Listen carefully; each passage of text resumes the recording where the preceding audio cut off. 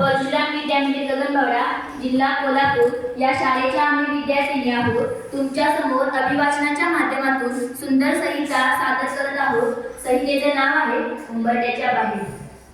घराच्या सुरक्षित आणि उबदार कोशातून बाहेर पडल्यावर आपल्याला दिसते अंगण, मग रस्ता, तिथे रहदारी, माणसांचे नमुने, विविध व्यापार आणि व्यवहार, समाजाचा डोला हाकणारी विविध कामं करणारी माणसं, मुलं, संस्था आणि एक विलक्षण व्यापार विषय. कधी दिसतात अपघात, कधी मोर्चे, कधी उत्सव, कधी यात्रा.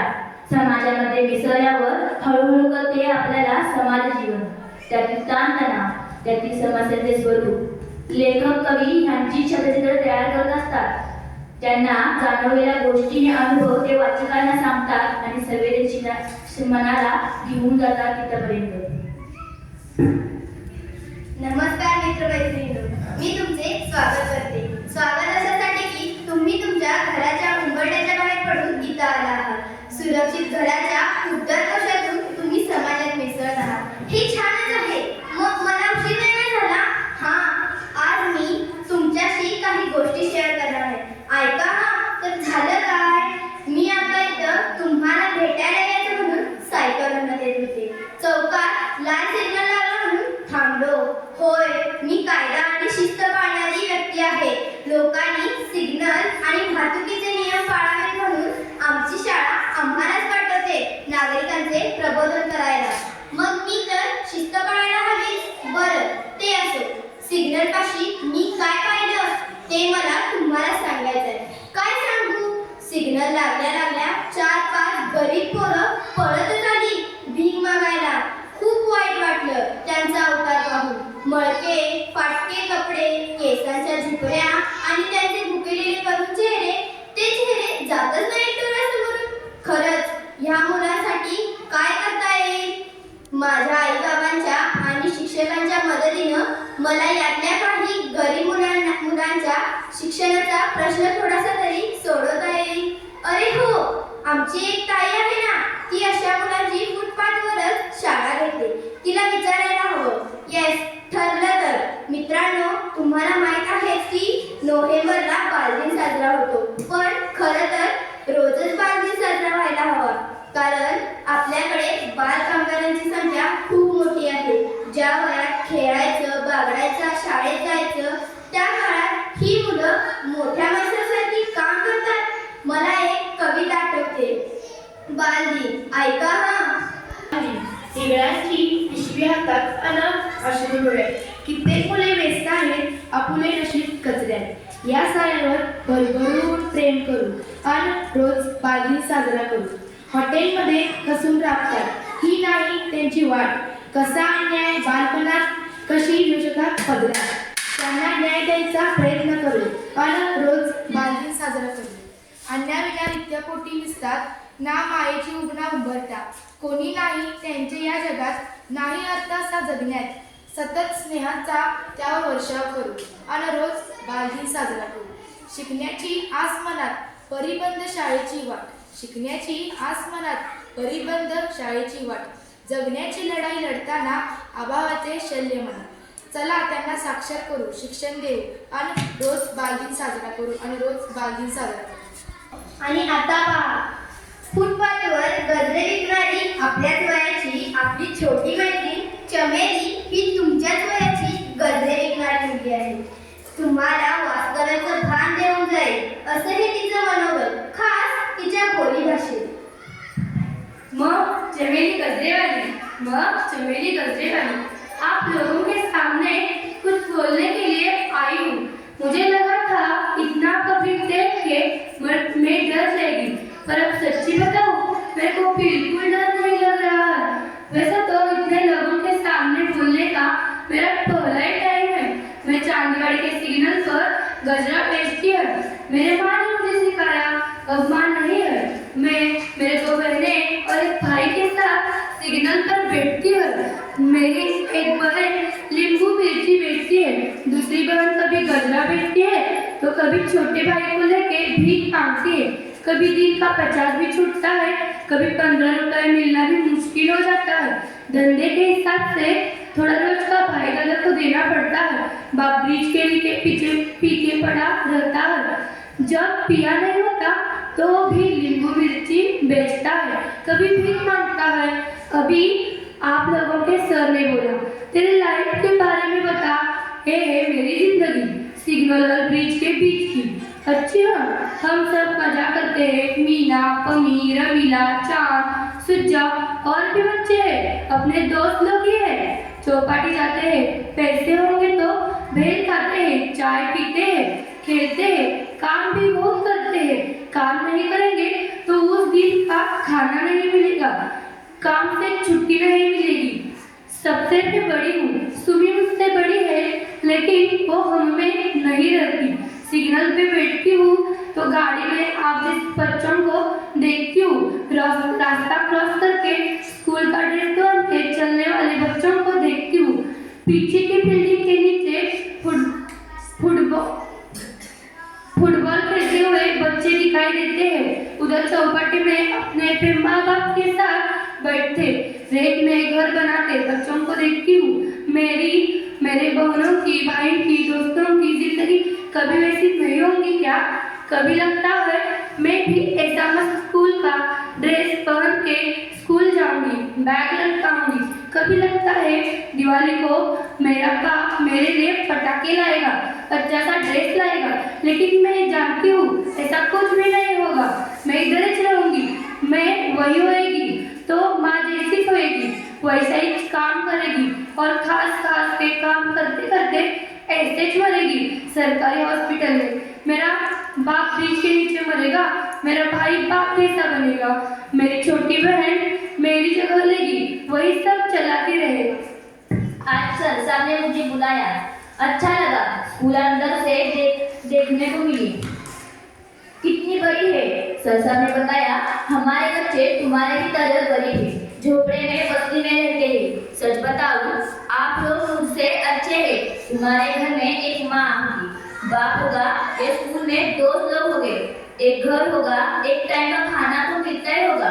सचमुच इतना बहुत होता है आपको मालूम नहीं, लेकिन आपके पास बहुत कुछ है। इतना ही बोलूंगी, कभी रास्ते पर हम जैसे लड़कों को देखेंगे तो हर बार सोचिए आप कितने अच्छे हैं। सिग्नल पर आपको कोई पेपर, किताबें, गजरे कुछ भी बेचते हुआ दिखाई दे तो उसे गाली ना दे। लोग कुछ भी बोलते हैं, हमारा तो पेट है, इस धंधे पर बेचना पड़ता है। थोड़ा समझ लीजिए, शौक से तो कोई गजरा नहीं बेचता। हम रास्ते पर रहते हैं, हमारे सामने की दुनिया अलग है। गाड़ियों की, ऊंचे ऊंचे मकानों की, खुशियों की। मेरी दुनिया आप जैसी बनाना चाहती हूँ। आप आपकी दुनिया मेरी जैसी मत बनाइए। वैसे मेरे पास कुछ अच्छी बातें भी है। मैं गजरा घर से बनाती हूँ, अपने सिग्नल पर रोज ज्यादा गजरे मेरे ही जाते हैं। मैं रानी मुखर्जी की एक्टिंग भी कर सकती हूँ।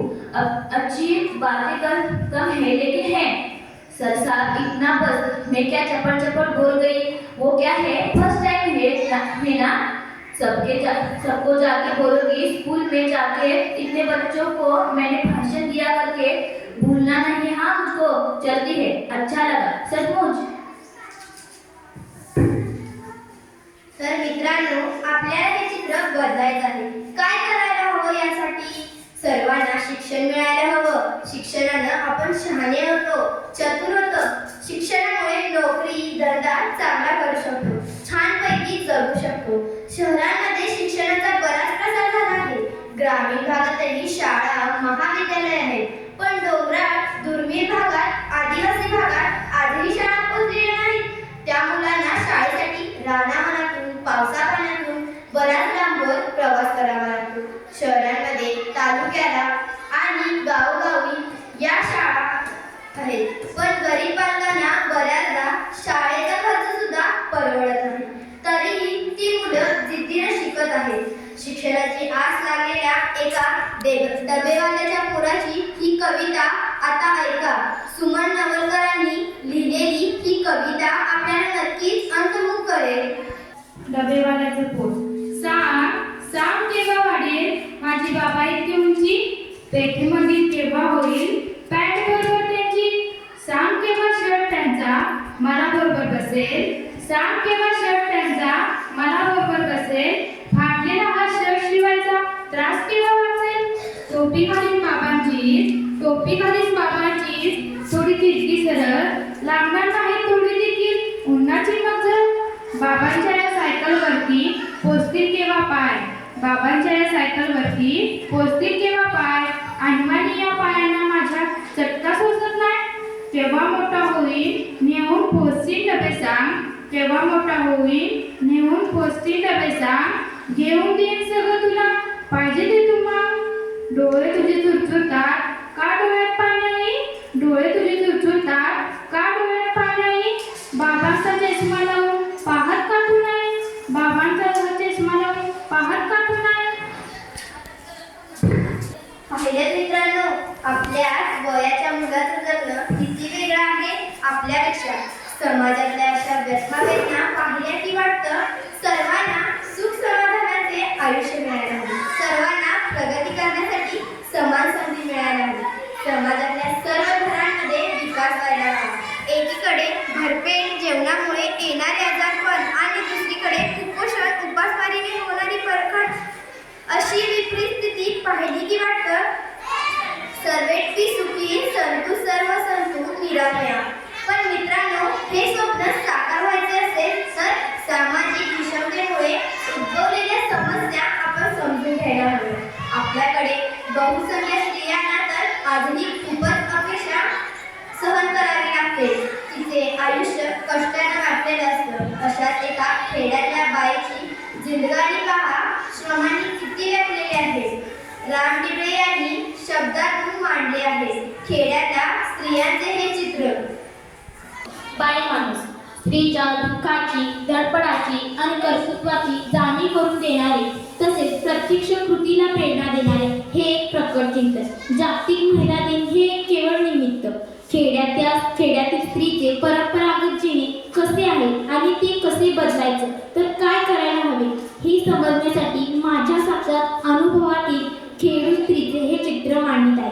खेड्यात स्त्रियांना बाई माणूस म्हणूनच उल्लेख करतात. स्त्री ही माणूस देखील आहे याची आठवण या शब्दांमुळे तरी राहावी, म्हणूनच अशा पद्धत कोण्या जाणकारांनी पाडली असावी. बायकांच्या भूमिकेतील स्त्रीला बाई किंवा बायको म्हणतात. पण जरा आदरार्थी बोलायचं तर बायकोचाही उल्लेख आमची माणसं असं करण्याची पद्धत आहे. माणूसपणा आणि स्त्रीचा संबंध मात्र असा केवळ शब्दांपुरतात. एरवी तिच्याशी वागताना सर्वांना माणुसकीचा विसर पडलेला असतो. स्त्रियांचे हे जेणे अगदी अनेकांचे बदलू लागले आहे. अर्थात तेही काही प्रगत भागातच. महाराष्ट्राच्या दूरवरच्या अंतर्भागात आणि महाराष्ट्रापासून दूरच्या उत्तरेच्या आणि पूर्वेच्या राज्यात परिस्थिती जैसे थे आहे. ग्रामीण जीवनात शेती आणि डोंगररान यावरच सारी मदार असल्याने अर्थात कष्ट करू शकणाऱ्या कुटुंबाचेच बरे चालू शकत असे. शेतीची बांधबंदिस्ती आणि नांगरट एवढी जड कामे फक्त पुरुषांना जमतात, म्हणून फक्त एवढ्या कामे पुरुष खपत असतात. शेतातील बाकीची कामं मात्र मुख्यतः स्त्रियांनाच करायची. त्यांना जमेल तशी पुरुषांची जात, पण जमेल तशीच. शेतातील अवजड नांगरटीची कामे सोडलं तर बाकी प्रत्येक कामाला स्त्रीचा हात लागलाच पाहिजे. पुरुष म्हणजे शेतीच्या कंपनीचा फक्त अध्यक्ष, निर्णय घेणारा, आज्ञा सोडणारा, श्रेय घेणारा. बाई म्हणजे फक्त मजूर, राबणारी, चिंता करणारी, काटकसर करणारी. खरं तर आपल्याकडे शेती चालवली ती स्त्रियांनी.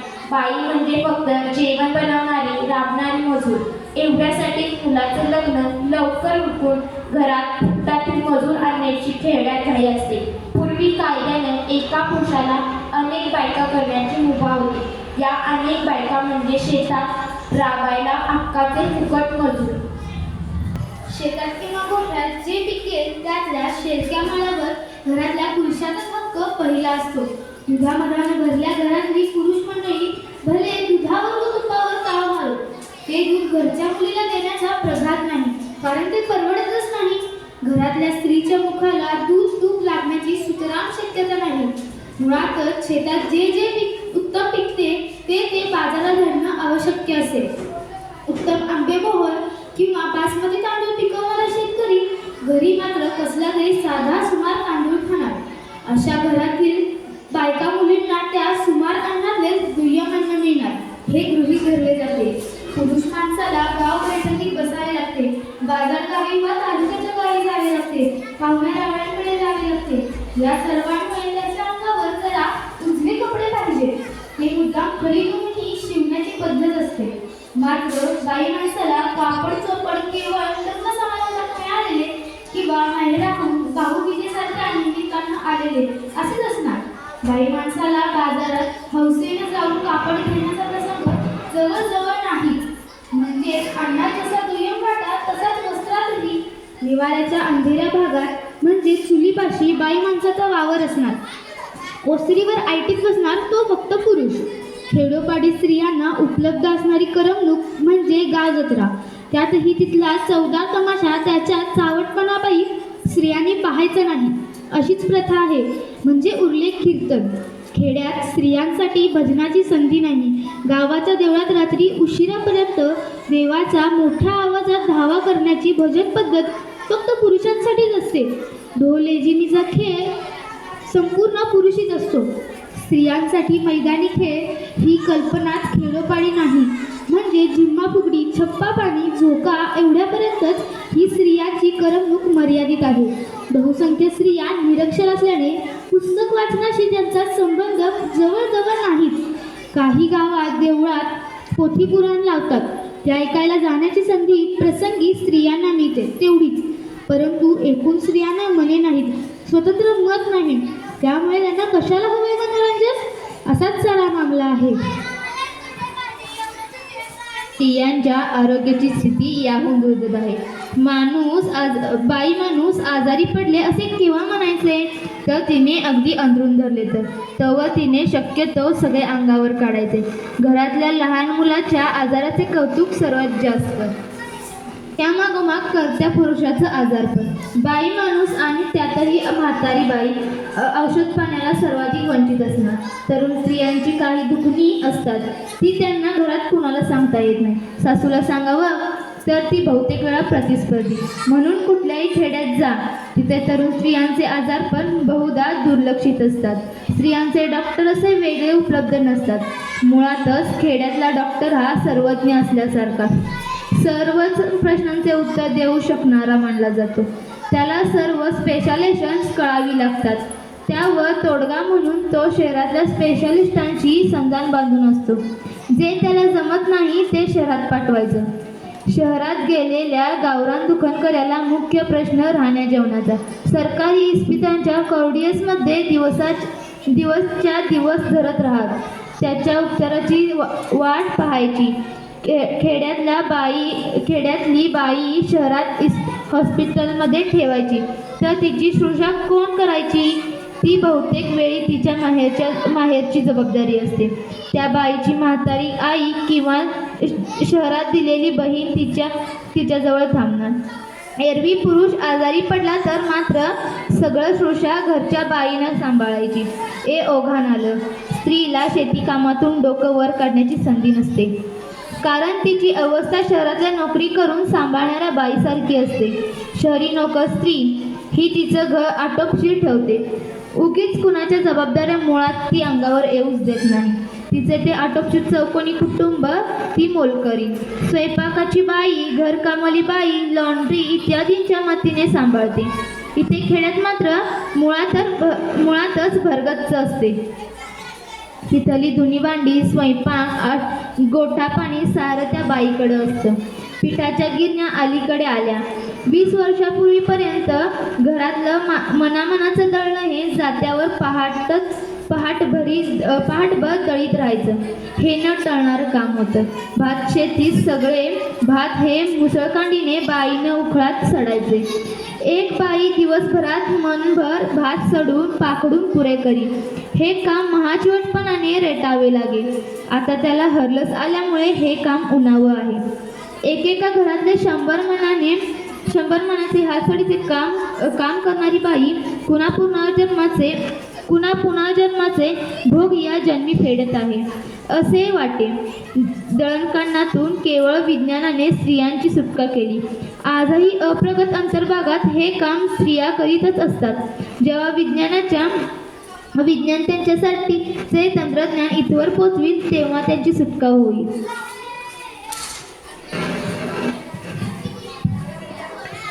बाई माणसाच्या दिनक्रमात गोटा कायमचा गोवलेला असे. शेतकऱ्याकडे 5-10 गुरं नसली तर तो कसली शेती करणार. या 5-10 गुरांची सेवा करण्यातून कुणाचीच सुटका नाही. गुरांचे घोडे झाडून त्यांचं शेण गोळा करायचं आणि त्यांच्या गोवऱ्या थापून वाळून दळण्यासाठी छपराखाली रचून ठेवायच्या. हे अटळ काम होतं.